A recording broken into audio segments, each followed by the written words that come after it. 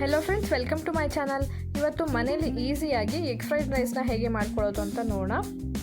Street ಸೈಡಲ್ಲೆಲ್ಲ ಸಿಗುತ್ತಲ್ವ, ಅದೇ ರೀತಿ ಟೇಸ್ಟಲ್ಲಿನೇ ಮನೇಲಿ ಈಸಿಯಾಗಿ, ಕ್ವಿಕ್ಕಾಗಿ ಮತ್ತು ಹೈಜೆನಿಕ್ ಆಗಿ ಕೂಡ ನಾವು ಮಾಡ್ಕೊಳ್ಬೋದು. ಇದಕ್ಕೆ ಬೇಕಾಗಿರುವಂಥ ಇಂಗ್ರೀಡಿಯೆಂಟ್ಸ್: ಕಟ್ ಮಾಡ್ಕೊಂಡಿರುವಂಥ ಈರುಳ್ಳಿ, ಟೊಮೆಟೊ, ಕೊತ್ತಂಬರಿ ಸೊಪ್ಪು, ಹಸಿಮೆಣಸಿನ್ಕಾಯಿ, ಬೀನ್ಸ್, ಕ್ಯಾರೆಟು. ಸ್ಪೈಸಸ್ ಬಂದುಬಿಟ್ಟು ಚಕ್ಕೆ, ಲವಂಗ, ಸೋಂಪು, ಕಸೂರಿ ಮೆಥಿ, ಸ್ವಲ್ಪ ಸ್ಟಾರ್ ಹೂ ಸ್ಲೈಸು, ಮತ್ತು ಧನಿಯಾ ಪುಡಿ, ಖಾರದ ಪುಡಿ, ಮತ್ತು ಮೆಣಸಿನ ಪುಡಿ ಅಂದರೆ ಪೆಪ್ಪರ್ ಪೌಡರು, ಸೋಯಾ ಸಾಸ್ ಸ್ವಲ್ಪ, ಮತ್ತು ಒಂದು 3 ಎಗ್ನ ನಾನಿಲ್ಲಿ ತೊಗೊಂಡಿದ್ದೀನಿ. ನೀವು ಕ್ವಾಂಟಿಟಿ ಬೇಕು ಅಂತ ಹೇಳಿದ್ರೆ ಜಾಸ್ತಿ ಮಾಡ್ಕೊಳ್ಬೋದು. ಮೊದಲು ಒಂದು ಪಾತ್ರೆನ ಇಟ್ಬಿಟ್ಟು ಅದಕ್ಕೆ 1-2 ಸ್ಪೂನ್ ಆಗುವಷ್ಟು ಎಣ್ಣೆನ ಹಾಕೋಣ. ಎಣ್ಣೆ ಸ್ವಲ್ಪ ಬಿಸಿಯಾದ ನಂತರ ಸ್ಪೈಸಸ್ನೆಲ್ಲ ಆ್ಯಡ್ ಮಾಡ್ಕೊಳ್ಳಿ. ಈಗ ಕಟ್ ಮಾಡ್ಕೊಂಡಿರುವಂಥ ಹಸಿಮೆಣಸಿನ್ಕಾಯಿನೂ ಆ್ಯಡ್ ಮಾಡಿ. ನಂತರ ಚಿಕ್ಕದಾಗಿ ಕಟ್ ಮಾಡ್ಕೊಂಡಿರುವಂಥ ಈರುಳ್ಳಿನ ಕೂಡ ಆ್ಯಡ್ ಮಾಡ್ಕೊಳ್ಳೋಣ. ಈರುಳ್ಳಿ ಎಲ್ಲ ಸ್ವಲ್ಪ ಚೆನ್ನಾಗಿ ಫ್ರೈ ಆಗಬೇಕು, ಅಲ್ಲಿವರೆಗೂ ಚೆನ್ನಾಗಿ ಫ್ರೈ ಮಾಡ್ಕೊಳ್ಳಿ. ನೀವು ಇಲ್ಲಿ ಹಸಿಮೆಣಸಿನ್ಕಾಯಿ ಇನ್ನೂ ಬೇಕು ಅಂತ ಹೇಳಿದ್ರೆ ಆ್ಯಡ್ ಮಾಡ್ಕೋಬೋದು. ಆಮೇಲೆ ತರಕಾರಿ ಬಂದುಬಿಟ್ಟು ಕ್ಯಾಪ್ಸಿಕಮ್, ಸ್ಪ್ರಿಂಗ್ ಆನಿಯನ್ ಕೂಡ ಇದ್ದರೆ ಆ್ಯಡ್ ಮಾಡ್ಕೊಳ್ಬೋದು. ಇಲ್ಲ ಅಂತ ಹೇಳಿದ್ರೆ ಬೀನ್ಸ್, ಕ್ಯಾರೆಟನ್ನೇ ಸಾಕಾಗುತ್ತೆ. ನೆಕ್ಸ್ಟ್ ನಾನಿಲ್ಲೀಗ ಬೀನ್ಸನ್ನು ಆ್ಯಡ್ ಮಾಡ್ಕೊಳ್ತಾ ಇದ್ದೀನಿ. ಈರುಳ್ಳಿ ಸ್ವಲ್ಪ ಫ್ರೈ ಆದ ನಂತರ ಬೀನ್ಸನ್ನು ಆ್ಯಡ್ ಮಾಡಿಬಿಡಿ. ಬೀನ್ಸು ಎಲ್ಲ ಸ್ವಲ್ಪ ಚೆನ್ನಾಗಿ ಫ್ರೈ ಆಗಬೇಕು. 1-2 ನಿಮಿಷ ಹಾಗೇ ಒಗ್ಗರಣೆಯಲ್ಲಿ ಚೆನ್ನಾಗಿ ಫ್ರೈ ಮಾಡ್ಕೊಳ್ಳಿ. ಈಗ ಬೀನ್ಸ್ ಎಲ್ಲ ಚೆನ್ನಾಗಿ ಫ್ರೈ ಆಗಿರುತ್ತೆ. ನಂತರ ಕಟ್ ಮಾಡ್ಕೊಂಡಿರುವಂಥ ಕ್ಯಾರೆಟ್ನ ಕೂಡ ನಾನು ಇವಾಗ ಆ್ಯಡ್ ಮಾಡ್ಕೊಳ್ತಾ ಇದ್ದೀನಿ. ನೋಡಿ, ಕ್ಯಾರೆಟು ಕೂಡ ಸ್ವಲ್ಪ ಫ್ರೈ ಆಗಬೇಕು. ಚಿಕ್ಕದಾಗಿ ಕಟ್ ಮಾಡ್ಕೊಂಡಿರೋದ್ರಿಂದ ಒಗ್ಗರಣೆಯಲ್ಲಿ ಹಾಗೇ ಫ್ರೈ ಆಗಿಬಿಡುತ್ತೆ ಬೇಗ, ತುಂಬ ಹೊತ್ತು ಕುಕ್ ಮಾಡೋ ಅವಶ್ಯಕತೆ ಇಲ್ಲ. ನೆಕ್ಸ್ಟ್ ಕಟ್ ಮಾಡ್ಕೊಂಡಿರುವಂಥ ಟೊಮೆಟೊನು ಕೂಡ ಆ್ಯಡ್ ಮಾಡ್ಕೊಳ್ತಾ ಇದ್ದೀನಿ. ನೀವು ಇಲ್ಲಿ ಟೊಮೆಟೊ ಬೇಡ ಅಂತ ಹೇಳಿದ್ರೆ ಟೊಮೆಟೊ ಸಾಸ್ ಕೂಡ ಯೂಸ್ ಮಾಡ್ಬೋದು, ಅದು ಕೂಡ ತುಂಬಾ ಟೇಸ್ಟಿಯಾಗಿ ಬರುತ್ತೆ. ನೋಡಿ, ಎಲ್ಲ ಟೊಮೆಟೊ ಎಲ್ಲ ಚೆನ್ನಾಗಿ ಮ್ಯಾಶ್ ಆಗಬೇಕು, ಅಲ್ಲಿವರೆಗೂ ಚೆನ್ನಾಗಿ ಕುಕ್ ಮಾಡ್ಕೊಳ್ಳಿ. ನಾನಿಲ್ಲಿ 3 ಎಗ್ಗನ್ನು ತೊಗೊಂಡಿದ್ದೆ, ಅದನ್ನು ಈಗ ಒಡೆದ್ಬಿಟ್ಟು ಸೇರಿಸ್ಕೊಳ್ತಾ ಇದ್ದೀನಿ. ನೀವು ಜಾಸ್ತಿ ಎಗ್ ಬೇಕು ಅಂತ ಹೇಳಿದ್ರೆ ಇನ್ನೊಂದು ಸ್ವಲ್ಪ ಎಗ್ನ ನೀವು ಆ್ಯಡ್ ಮಾಡ್ಕೊಳ್ಬೋದು. ನಾನಿಲ್ಲಿ 1 ಕಪ್ ರೈಸಿಗೆ ಎಷ್ಟು ಇಂಗ್ರೀಡಿಯೆಂಟ್ಸ್ ಬೇಕೋ ಅಷ್ಟನ್ನು ತೋರಿಸ್ತಾ ಇದ್ದೀನಿ.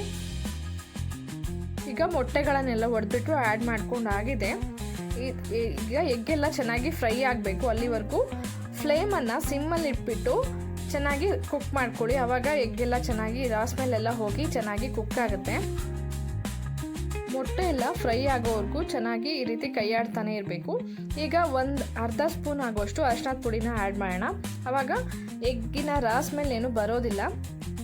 ನೋಡಿ, ಇವಾಗ ಚೆನ್ನಾಗಿ ಫ್ರೈ ಆಗಿದೆ ಎಗ್ಗೆಲ್ಲ. ನಾನೀಗ 1 ಕಪ್ ಅನ್ನನ ಮಾಡಿಬಿಟ್ಟು ತಣ್ಣಗೆ ಮಾಡಿಬಿಟ್ಟು ಒಗ್ಗರಣೆಗೆ ಆ್ಯಡ್ ಮಾಡ್ಕೊಳ್ತಾ ಇದ್ದೀನಿ. ಈ ರೀತಿ ಮಾಡೋದ್ರಿಂದ ಫ್ರೈಡ್ ರೈಸು ಚೆನ್ನಾಗಿ ಉದ್ರುದ್ರಾಗಿ ಬರುತ್ತೆ. ನೋಡಿ, ಅನ್ನನ ಆ್ಯಡ್ ಮಾಡಿ ಆದಮೇಲೆ ನಾನಿಲ್ಲಿ 1 ಸ್ಪೂನ್ ಆಗುವಷ್ಟು ಧನಿಯಾ ಪುಡಿ ಮತ್ತು ಖಾರಕ್ಕೆ 1/2 ಸ್ಪೂನ್ ಆಗುವಷ್ಟು ಖಾರದ ಪುಡಿನ ಕೂಡ ಹಾಕ್ಕೊಳ್ತಾ ಇದ್ದೀನಿ. ನೀವು ಖಾರ ಜಾಸ್ತಿ ಬೇಕು ಅಂತ ಹೇಳಿದ್ರೆ ಇನ್ನೊಂದು ಸ್ವಲ್ಪ ಖಾರದ ಪುಡಿನ ಕೂಡ ಆ್ಯಡ್ ಮಾಡ್ಕೊಳ್ಬೋದು. 1/2 ಸ್ಪೂನ್ ಆಗುವಷ್ಟು ಪೆಪ್ಪರ್ ಪೌಡರ್ನ ಕೂಡ ಆ್ಯಡ್ ಮಾಡ್ಕೊಳ್ಳೋಣ. ಮತ್ತು 1 ಸ್ಪೂನ್ ಆಗುವಷ್ಟು ಸೋಯಾ ಸಾಸನ್ನು ಕೂಡ ಆ್ಯಡ್ ಮಾಡ್ಕೊಳ್ತಾ ಇದ್ದೀನಿ. ಈಗ ಕಟ್ ಮಾಡ್ಕೊಂಡಿರುವಂಥ ಕೊತ್ತಂಬರಿ ಸೊಪ್ಪನ್ನು ಕೂಡ ಆ್ಯಡ್ ಮಾಡಿಬಿಡಿ.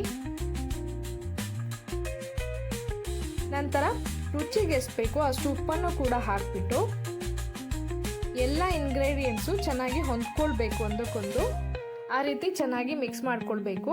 ನೋಡಿ, ಎಲ್ಲ ಇಂಗ್ರೀಡಿಯೆಂಟ್ಸು ಚೆನ್ನಾಗಿ ಮಿಕ್ಸ್ ಆಗಬೇಕು, ಅಲ್ಲಿವರೆಗೂ ಚೆನ್ನಾಗಿ ಮಿಕ್ಸ್ ಮಾಡ್ಕೊಳ್ಳಿ. ಎಲ್ಲ ಇಂಗ್ರೀಡಿಯೆಂಟ್ಸು ಮಿಕ್ಸ್ ಆದಮೇಲೆ ಹೈ ಫ್ಲೇಮಲ್ಲಿ ರೈಸನ್ನು ಚೆನ್ನಾಗಿ ಫ್ರೈ ಮಾಡ್ಕೊಳ್ಬೇಕು. ಆವಾಗ ತುಂಬ ಟೇಸ್ಟಿಯಾಗಿ ಚೆನ್ನಾಗಿ ಬರುತ್ತೆ ರೈಸು. ನೋಡಿ, ಈಗ ಎಗ್ ಫ್ರೈಡ್ ರೈಸ್ ರೆಡಿಯಾಗಿದೆ. ಮನೇಲೆ ಹೈಜೆನಿಕ್ ಆಗಿ ನಾವೇ ಮಾಡ್ಕೊಳ್ಬೋದು ಈಸಿಯಾಗಿ.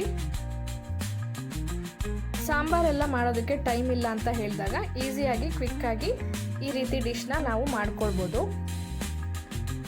ಇಲ್ಲಿ ಎಗ್ ಮತ್ತು ವೆಜಿಟೇಬಲ್ಸ್ ಎಲ್ಲ ಯೂಸ್ ಮಾಡಿರೋದ್ರಿಂದ ಇದು ಹೆಲ್ದಿ ಫುಡ್ ಅಂತಲೇ ಹೇಳ್ಬೋದು. ನೋಡಿ, ಸಾಸ್ ಜೊತೆ ಕೂಡ ಸರ್ವ್ ಮಾಡ್ಬೋದು ಅಥವಾ ಹಾಗೆ ಕೂಡ ನೀವು ಸರ್ವ್ ಮಾಡ್ಬೋದು. ನೀವು ಕೂಡ ಇದೇ ಮೆಥಡ್ನಲ್ಲಿ ಮನೇಲಿ ಒಂದ್ಸರಿ ಟ್ರೈ ಮಾಡಿ. ರೆಸಿಪಿ ಹೇಗೆ ಬಂತು ಅಂತ ಕಮೆಂಟ್ ಬಾಕ್ಸಲ್ಲಿ ಕಮೆಂಟ್ ಮಾಡಿ ತಿಳಿಸಿ. ರೆಸಿಪಿ ಇಷ್ಟ ಆದರೆ ಲೈಕ್ ಮತ್ತು ಶೇರ್ ಕೂಡ ಮಾಡಿ. ಯಾರ್ಯಾರೆಲ್ಲ ಇನ್ನೂ ಸಬ್ಸ್ಕ್ರೈಬ್ ಆಗದೆ ನೋಡ್ತಾ ಇದ್ದೀರೋ ದಯವಿಟ್ಟು ಸಬ್ಸ್ಕ್ರೈಬ್ ಮಾಡ್ಕೊಂಡು ನೋಡಿ. Thank you for watching.